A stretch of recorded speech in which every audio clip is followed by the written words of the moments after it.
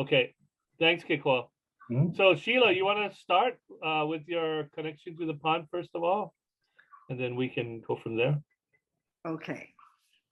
I'm Sheila Cyboron, and for many years I was a science teacher at James B. Castle High School, which is not very far from Waikalua, Loko.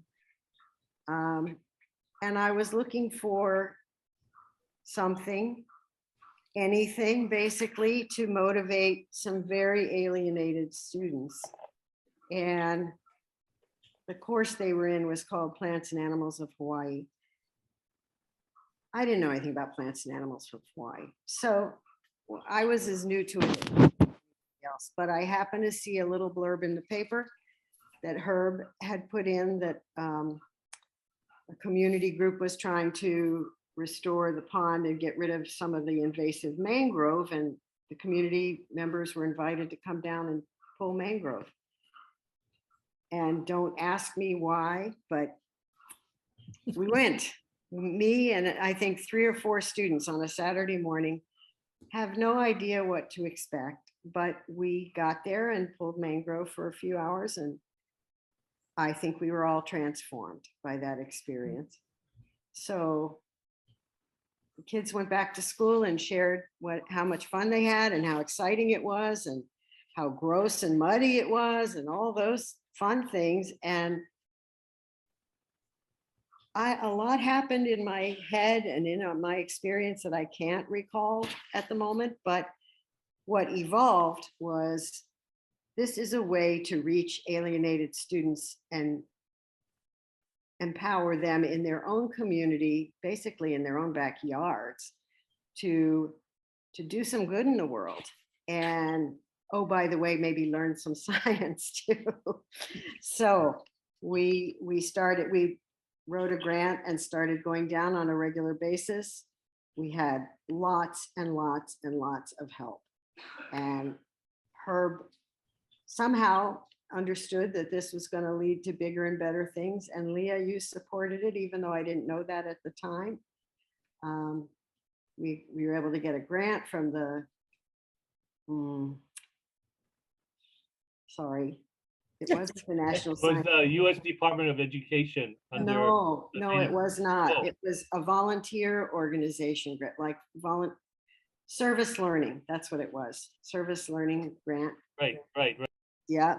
And a lot of things just fell into place. But the bottom line was having this project, this authentic project in their own community, in their own culture, help these students to vastly exceed, I think, their own expectations of their own education. And we saw them just come alive as learners and ambassadors. Then they went back and shared the learning. So it was a beautiful ripple effect. And I'll treasure it. I think my favorite day out of all those many days of student wonder was the day Lieutenant Governor Mazie Hirono visited the pond while we were there. And I guess she was doing a press release of some kind. But one or two of the boys showed her how to throw net. She rolled up her pants, waded into that muddy pond, and tried to and did master the art of throwing net. And those kids were so proud that they had taught the lieutenant governor something that I guess she didn't know before. And I was just in awe of the whole day. I mostly, by the way, stood back and watched this happen. So it was a great experience for me as a teacher and inspired me to get involved more deeply as a volunteer with the Fishpond Society at the time. I just want to say one more thing. Clyde Tamaru was, I don't know if assigned to us is the right term, or volunteered with his extension work to shepherd these students in their journey to learn about the fish pond. And I want to say in January of the year that we were doing this big in-depth project, he had a heart attack and was not able to continue. And UH sent another person in his absence who was wonderful. But the kids had already become attached to Clyde. He really showed an interest in them as people. And they created this beautiful banner to send to him in the hospital with their good wishes. So I was very moved by that. But then he responded to each individual student between then and the end of the year. He reached out to them. So you're going to have the pleasure of hearing his voice. And he was just remarkable with those kids. I forgot about that. Gee, my goodness. Yeah, I remember that. Yeah, thanks for sharing that. It brings back. So I think this was around 1998, 1999, right, Sheila? Either 97 or 98. Yeah. Yeah. So Leah, it was, as I recall it, as a result of the experience with Sheila, we engaged on trying to figure out how we could reach more kids with this experience, and we started writing grants for a number of years, and finally got something in 2000 from the U.S. Department of Education under the Native Hawaiian Education Act, and which gave birth to Kahea Loko, which was a very now first curriculum. And I remember one of our duties was to not only develop curriculum for, I think it was grades 4 to 12, but also to train teachers, 95 teachers statewide. And I recall that I asked you, for support and what you thought about this, and if you felt that it was good enough to help us reach teachers with it. That's what I sort of recall. But please go ahead and give me what you recall in terms of our first connections and things like that. Well, I do recall that first connection with you, Herb, and I never actually wanted the connection to end because you became such a critical part of the castle redesign. And what I really wanted to do was have the fish pond be very much a part of the castle redesign. And going through the redesign process, you were very much involved in that. This was design thinking. I think we were the first school or the first DOE entity to ever use it. I was the complex area superintendent at the time, and I heard about what Sheila had done, and I was very impressed.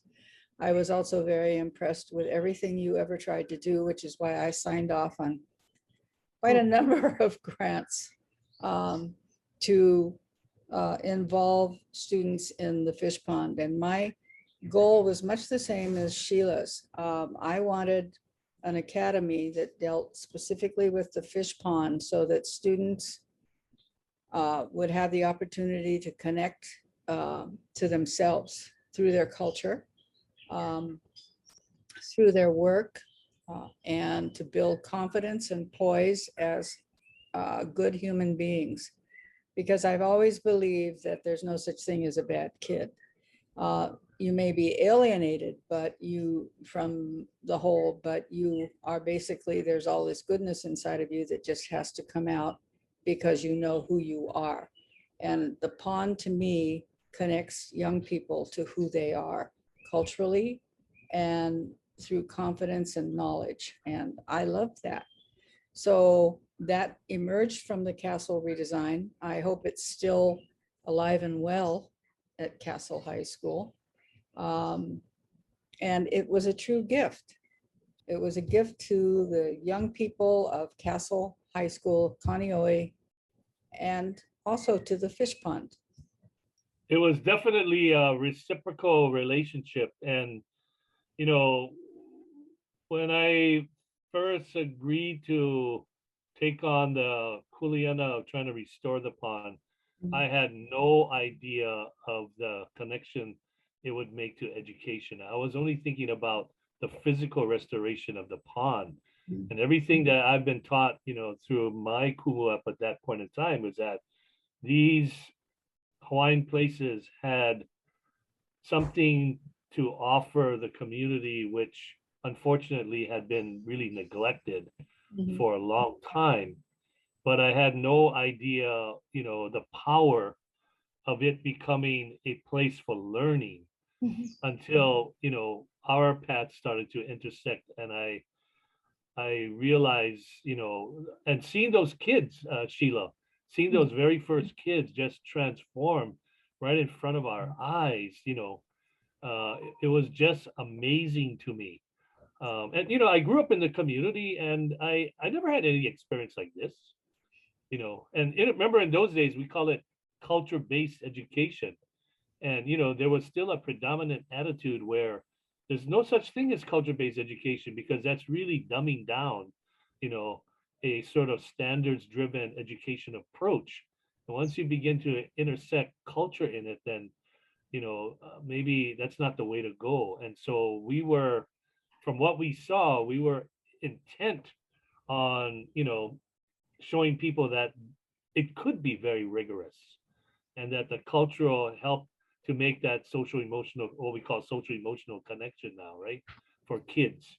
And I love what you said, there's good in all of these kids. We just got to figure out how to bring it out, right? So I love that. Thank you. And then after Kauilaokahekiliokalani, we went to, Aloha Āina, which now brought in now not just the fish pond, but the entire Ahupua'a of Kaneohe, right? And I got to say that that journey continues today. We've had now over 21 titles, that have taken us all over the state, and I'm happy to say that the Castle Complex is continuing to do some very innovative things at our fish pond. This week we had, for the very first time, Kaneohe Elementary fourth graders, all of them, all 4 classes, 2 on Tuesday and 2 today, where the parents dropped them off at 7:30 in the morning and picked them up at 2 o'clock, and we had them all day. And it is because we couldn't get buses for us to go get them from school. So Derek Minakami said, well, just drop them off at the fish pond, and the parents can pick them up over there. And we had a phenomenal experience with them just this week. They were just amazing students. And we are focusing them. Intermediate King and Castle just got another SOAR High grant last week that is going to focus on Waikalua Loko and build in more deeper engineering and STEM education components, trying to problem solve things that are going on with the pond right now. So I just wanted to let you guys know that, the fruits and of your labor and your support, those, 20 something years ago, are still, producing fruit. I'm thrilled. When you think about it, it was all about, as you said, physical restoration, which was mostly getting rid of mangrove. And somehow that was magical. And the kids and the adults, I'm one of them, just said, if we can clear this area, we will have accomplished something wonderful. But it became so much more than that, with the history and science and language arts and math standards incorporated in. It was wonderful. And those kids did not stop to think how much they were learning. They just were. But they were learning. Oh, yes. Hard work. And oh, yes. I think it's hands-on learning, even in science and history, right. Is critical to thinking. And I think these young people got to think about themselves and who they were and what they were learning. And I would venture to guess, I'm not guessing, I would say that what experiences they have had at the fish pond have stayed with them all their lives. I would second that. Yeah, I would. It was a magic moment when I remember maybe after the 15th year or so, that we had a teacher come to the pond that said, "Uncle, I came as a fifth grade student, and now she was a teacher bringing her students to the pond." And I practically fell on my knees. I couldn't believe that we had gone through like almost one generation of kids, and they were still interested in bringing theirs, to the pond. But that, I mean, I think that's a great testament to, hopefully, and I'm hopeful that, people feel like, it's something that they'll never forget. And it helps us to be motivated to continue this for the generations to come, right? Because we're actually seeing it happen. Are there other stories that come to mind? Leah, you talked about, that redesign process, and that was in 2010, I believe, 2011, something like that. And that was, I really thank you for allowing us to be part of that process. I know that it was even to just speak those words that, the school had to be redesigned. What did that mean? And then I think you posed a question, what do we redesign to? Do you want to share any other thoughts about that time or? Well, I think it was largely a leap into the unknown, Herb, because we were the first to ever try it as a school. And the only thing that I was sure of in the whole process was that I wanted the students at Castle High School to be involved in the fish pond. I did not know what would come of that. It was being really honest about the progress of the school, which at the time was not where we wanted it to be. And it was about making everything better for students, putting students in the center of all of the decision making. And I think that there was community-wide participation in that process. The problem was, at the end of it, was taking a concept and putting it into practice is sometimes difficult. So really the only thing that really came out of it was, at the time, was the fish pond and making that a central part, like an academy at Castle High School, where students could join that particular academy and they would focus on history, language arts, mathematics, and science related to the fish pond. And they loved it. They loved it. Like Sheila says, they, I think they found themselves, who they are as human beings and who they were as Hawaiians or other Polynesians or whatever they were. Whatever they were. I feel like from a teacher perspective, that's what we all know is what we're striving for, is this experiential learning that is relevant to the learners. And it goes on, but we don't have that many opportunities to do it, to practice it. And the fish pond was just a perfect laboratory for that. I think that has very much expanded as well, beyond Waikalua, Loko, ia. It's expanded to other fish ponds. Kamehameha has trained administrators and teachers now in cultural-based leadership. It just goes on. I'm pretty involved right now with Waimea Valley and learning the history of the valley and helping volunteering in there. I dig weeds out. I think that really the Renaissance of Hawaiian culture and history is alive and well. And if you were to ask me what I would say for the future, Hawaii is not independent in terms of food services. We don't grow enough of our own food. and you're Right. growing food right in the fish pond. And we may not have a future if we do not become food independent. That's one thing.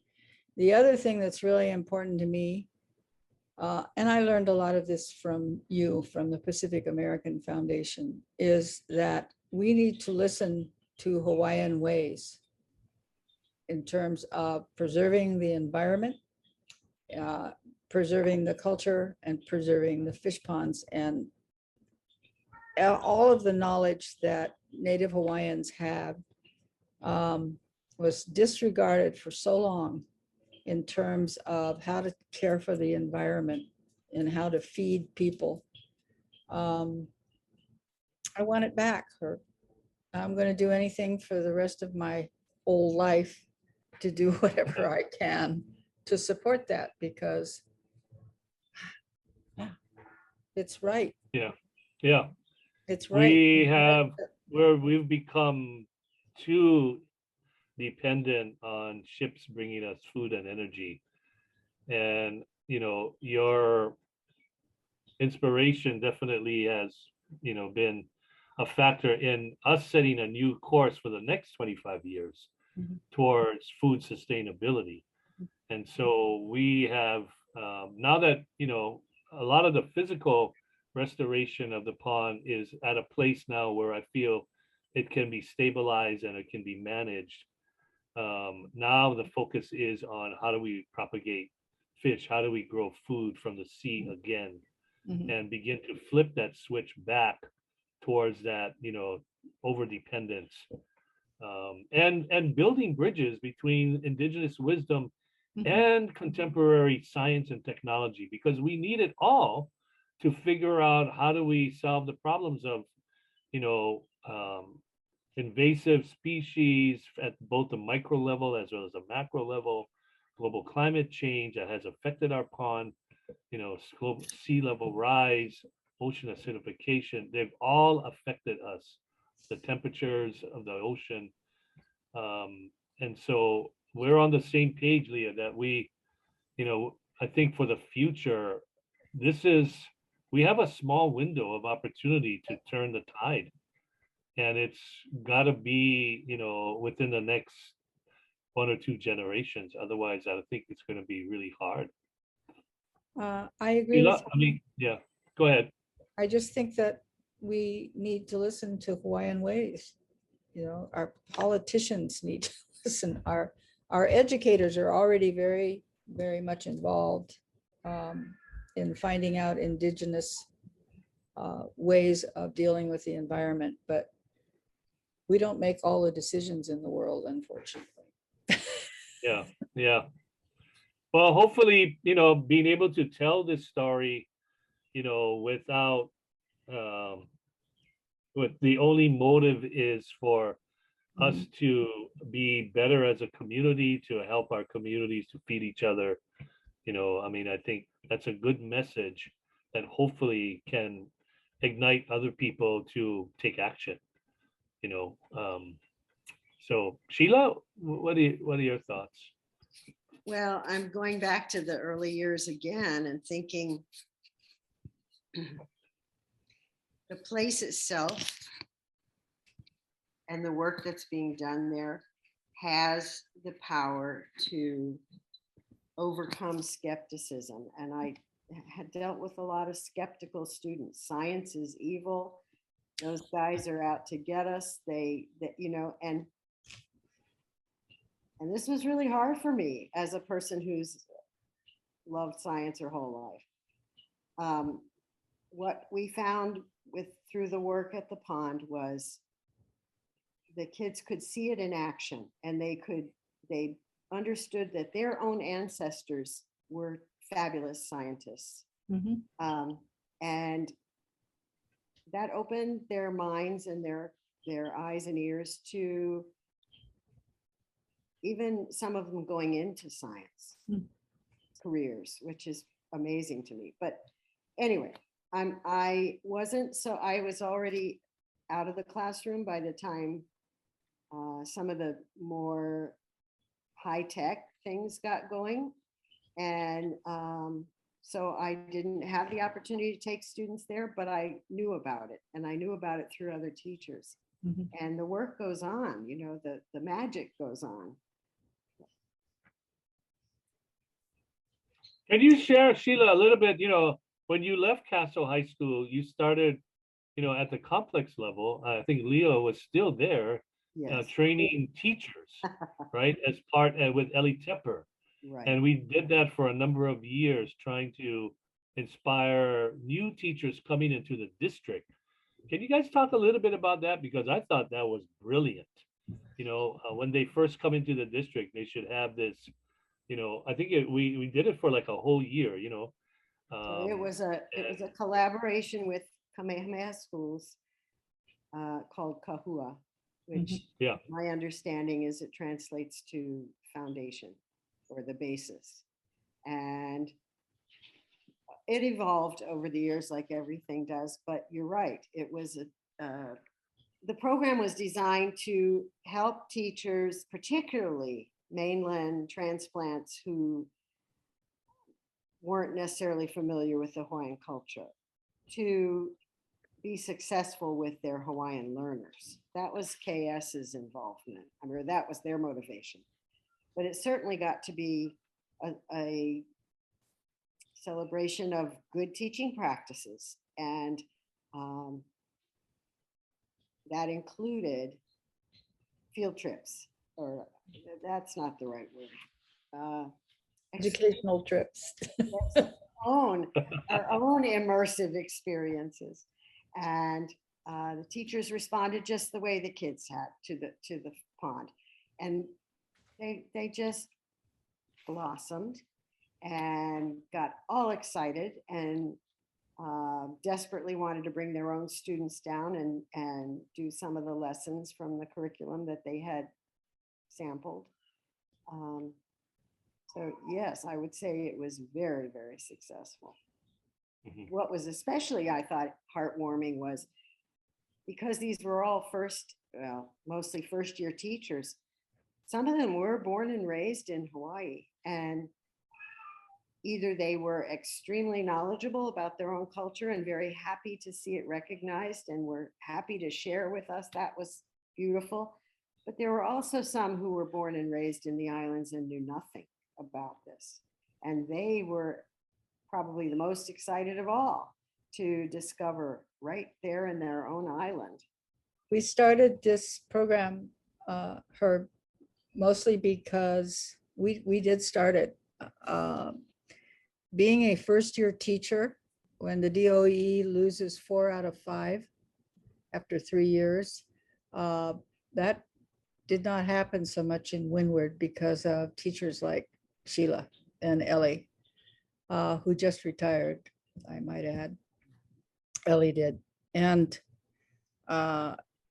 it was really about supporting first-year teachers and second-year teachers and third-year teachers so that they would acclimatize to Hawaii, including acclimatize to the culture through Kahua, and stay in Hawaii and teach our young people, because they deserve the best teachers. And the best teachers, in my mind's eye, have come out of the program that Sheila and Elly and other really wonderful teachers of teachers created. And that included visiting places like Loko and Kahana and Waimea, and visiting the places in Kauilaokahekiliokalani and Aloha that were important for people to know about. There are principals now, because of what they have learned, even through Kahua, who now take their beginning teachers themselves on a bus through the community and teach them the history of that particular community. Wow. So the Hawaiian history and whatever else happens to get thrown in there. So well, I remember, I was invited to go to some of these places that I either have not been to myself or have not been to for a long time, like Waimea Valley. Yeah. Local Kahana.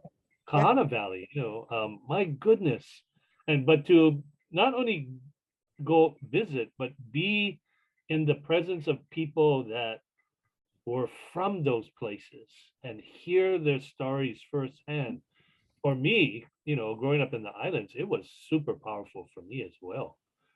That we were on the right track, in doing, what we're trying to do at our pond.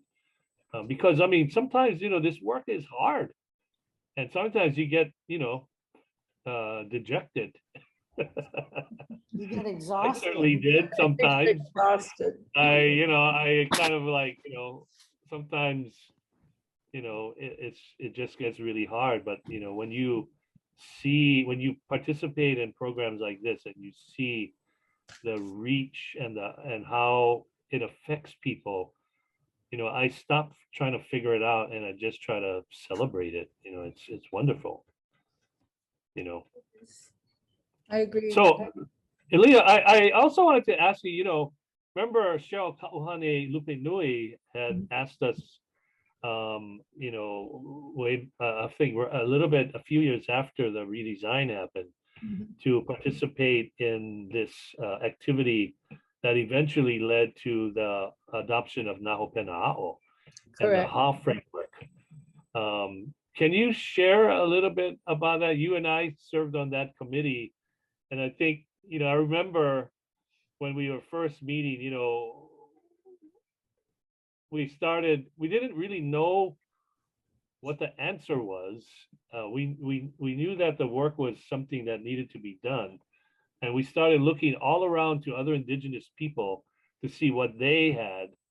And I'll let you kind of take it from there. You want to share some thoughts about that time?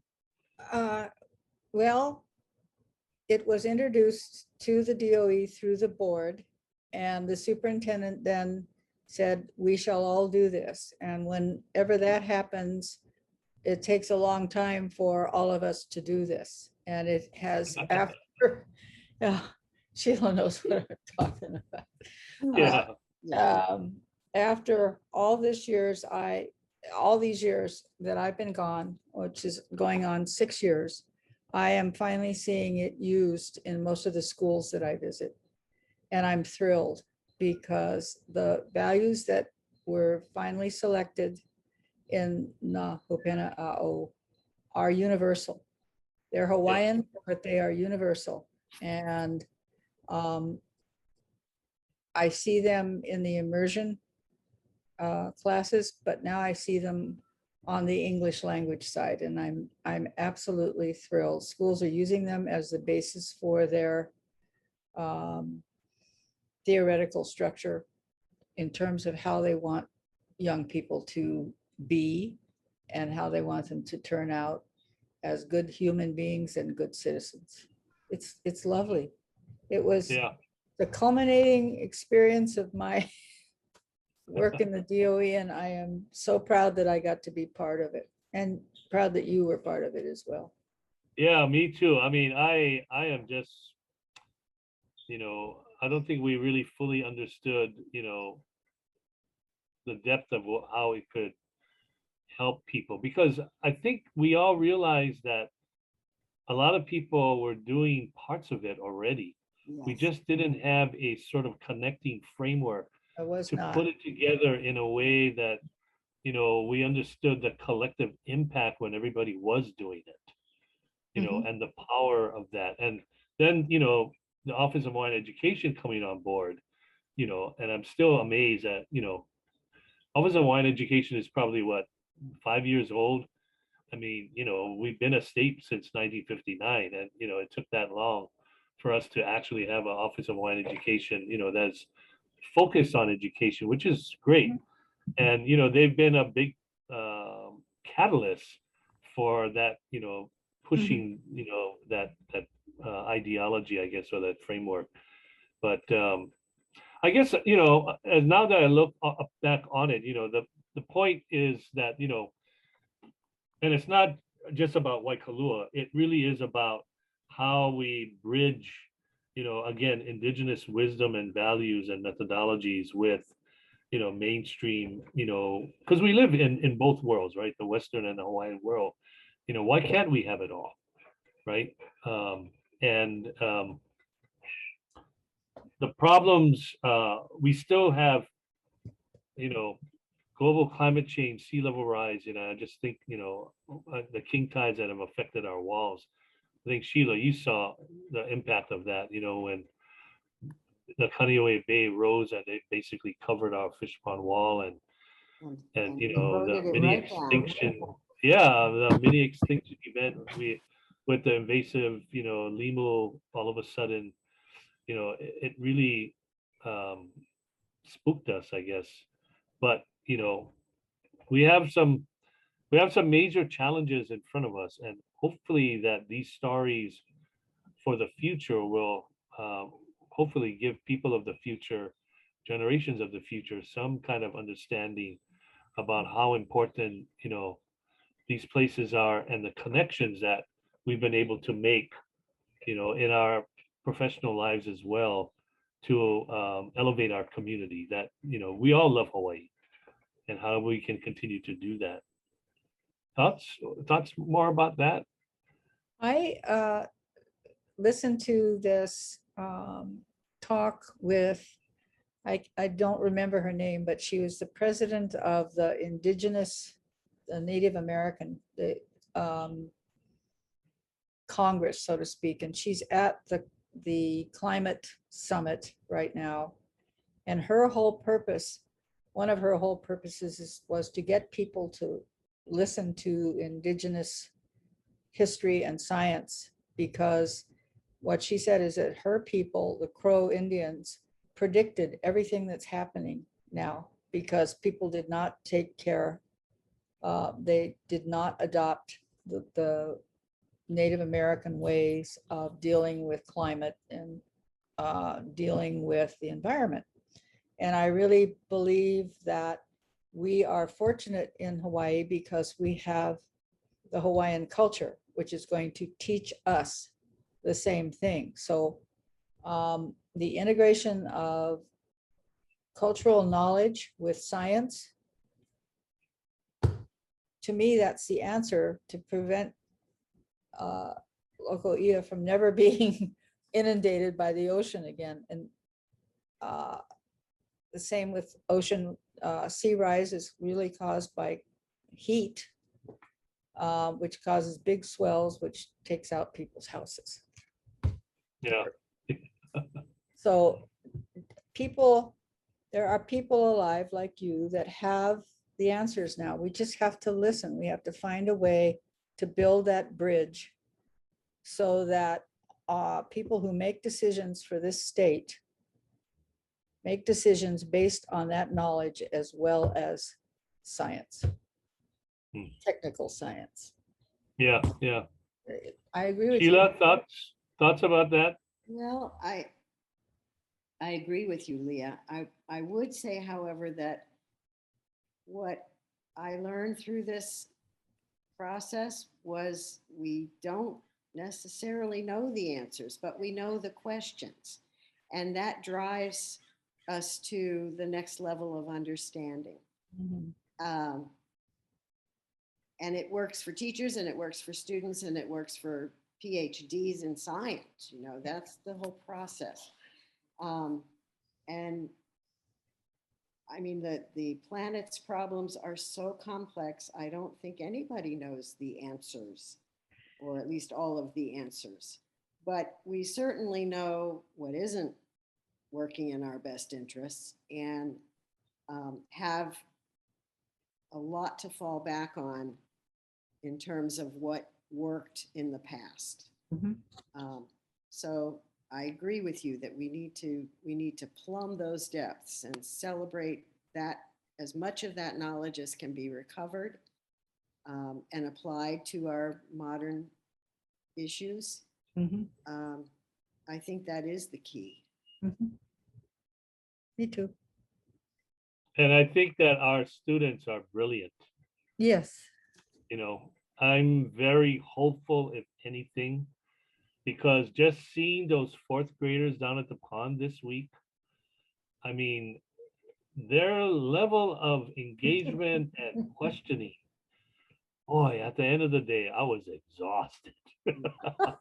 But No. they were good questions, and they were passionate about learning, and being there. And I just came away, it's kind of like the same feeling I had when your students came down, Sheila, 20 something years ago, and just seeing that wonderment, and they don't really know that they're learning science, Right. I and think it was, it was such a dramatic departure from most of what they, and Leah, I'm so sorry this is true, but I think you recognize it too.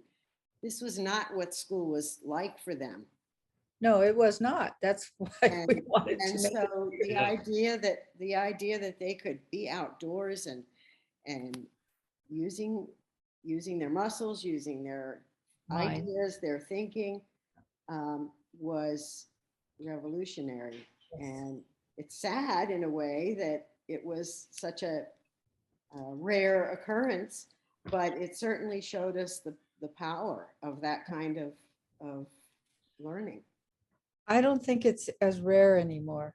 I don't There's either. a lot going on between schools and communities now in terms of educating people both on indigenous culture and history and on Yes, the Western culture and history. So I would agree. I have hope. I have great hope. yeah, like you said, Leah, I mean, it takes time for institutional change to occur. Correct. And the good news is that, in 2021, as we speak, November 2021, there are 10 times more nonprofit organizations doing similar work Mhm. than there were 25 years ago. And they're doing amazing things. And many schools have partnered with them. And so I think we can be proud of that Yes. and hopeful that, that spark will continue. And it goes beyond any one place like our fish pond, but I think we're onto something, and there's a thirst, and even from the private sector, we have way more what they call work-based related opportunities more than ever, and they want to reach down and give back. And I think I'm trying to, stoke that fire as much as I can, because there's a lot of careers that can blossom even out of just coming to a fish pond and learning and working. There's lots of careers, and when you start going to multiple places within your communities, now those choices become exponential. Yes. And the beauty is that they have this passion to make a meaningful difference in the places in which they live. Yes. That is, we live on an island, so we kind of go far, right? But I think we also live in a global society now, so I believe that empowering our kids to be global navigators, like how Nainoa taught us that, hey, that small little canoe, that indigenous wisdom, I can go around the whole planet with that knowledge. That is unbelievable to me, that all of these things have occurred in this one generation. And imagine the prospects in the next one or two generations. I agree. I was Yeah. going to tell you, Herb, if you ever get the chance to go to Wailea, they're using indigenous Hawaiian farming methods. They're planting food. Oh, If you ever get the chance. I just did a trip, my wife and I went up to the North Shore yesterday for Veterans Day. Oh. And I passed that old ag station yesterday, and I was just thinking about that. I forgot the name of it, Wailea. And then they have across of that is now the James Campbell Wildlife Sanctuary, right? Yes. Yeah. Well, and we've taken our kids there too. Yeah, which is very cool. Yeah. Yeah. Awesome. So Okay, well, any closing thoughts, you guys? This has been a great opportunity to just kind of reminisce a little bit, share, and hopefully, you know, be hopefully a continued source for people that will be hearing and watching this in the future to take action, you know, and help us get to where we need to be in terms of greater self-sufficiency, I would think. I have two things that I just want to say in Sure. closing. The first is I want to tell you what you are at the end of the day, Herb. Herb. You are an educator, and I don't give people that title loosely. That's a compliment. You have done so much to educate people for decades. The other thing is there's a book I would like you to read. It's a novel. It's called Cloud Cuckoo Land. Cloud Cuckoo Land? Yeah. And it is